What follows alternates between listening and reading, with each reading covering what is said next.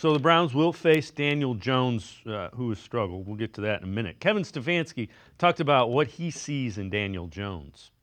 Can hurt you in a bunch of different areas. Obviously, can make all the throws from the pocket, but he is a very, very dangerous runner. We've all seen it over the course of time that he is a threat with the ball in his hands, and they're utilizing him. He utilized him in this last game. It's a big part of what he does, but he can also make every throw, and they have legit speed on the perimeter. So it's a very difficult attack. He does do some things well. They gave him the big contract. He has not been great. He's been pretty bad. He's just been bad.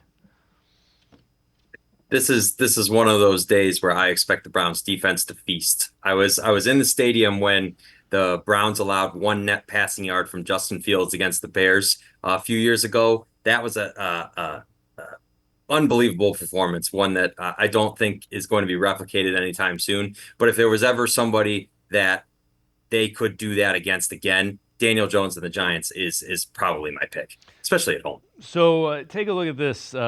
Mac calling his lock of the week. The defense gets their first turnover.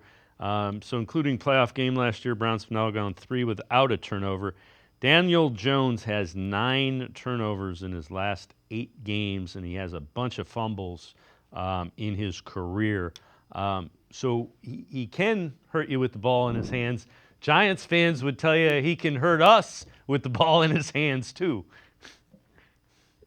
I'll tell you what, Dave, I don't know what it is about strip sacks that the ball just doesn't seem to bounce the Browns' way, but it's going to one of these times. Miles has gotten so many of them, and it's so frustrating because you see it there, and everything tells you the Browns should get the ball, and they don't end up with it. I think on top of that, you look at the 4 interceptions they've dropped already this year. They're right there. They're right there. I think it's going to happen. I like Mac's prediction.